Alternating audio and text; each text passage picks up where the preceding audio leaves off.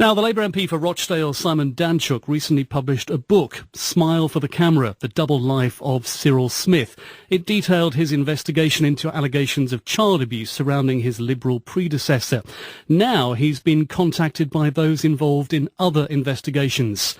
And today he spoke to our reporter Becky Milligan about those investigations and the effect they've had on him.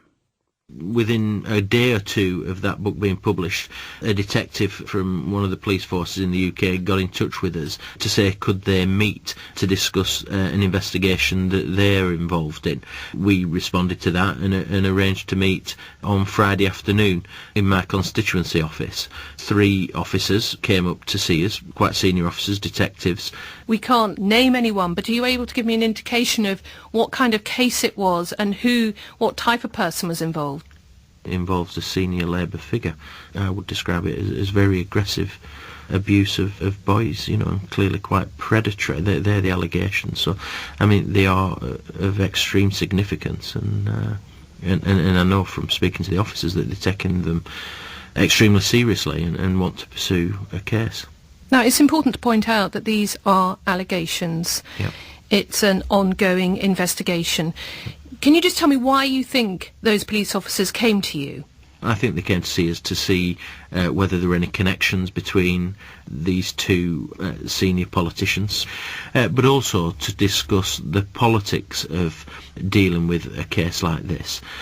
So I think they had some concerns, and quite understandable ones. As you get to know the police, as a politician myself, you understand that they're quite rightly cautious about dealing with anything that has a political dimension, and I think that they are cautious about this particular case that they're investigating because it is somebody who's been involved in politics for a long time, and they're probably worried about rocking the boat to some extent.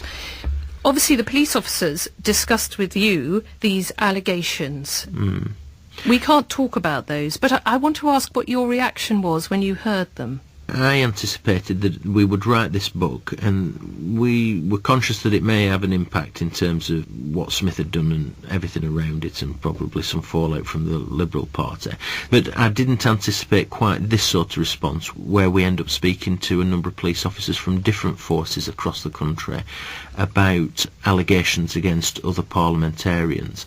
And I think we are getting to a stage where a number of disparate police investigations going on up and down the United Kingdom, which I would have thought now need bringing together in a more sophisticated way, because surely, if we're talking about a number of parliamentarians across political parties, surely it should be investigated in a smarter way, and it should be well resourced, I would think.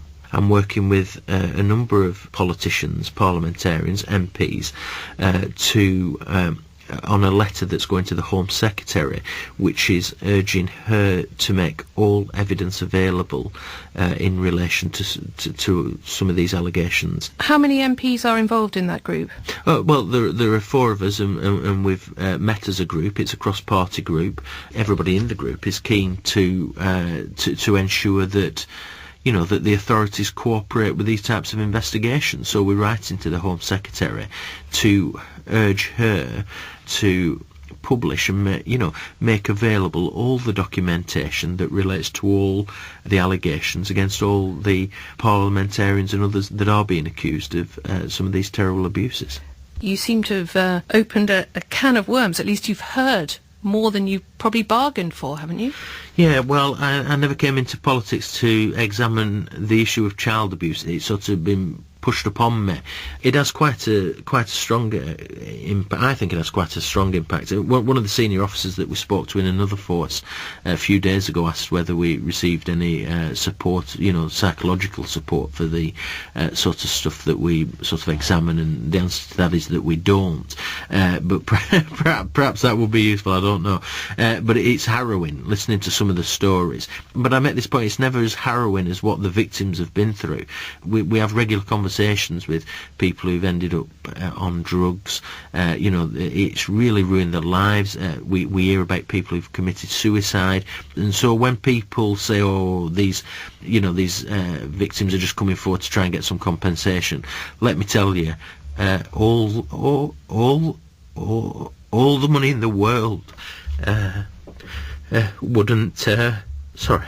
That's all right, Simon. I know it's really harrowing. Are you okay? The Rochdale MP Simon Danczuk talking to our reporter Becky Milligan earlier. To Afghanistan, where rescue workers have called off the search for those missing after a huge landslide in the northeast of the country.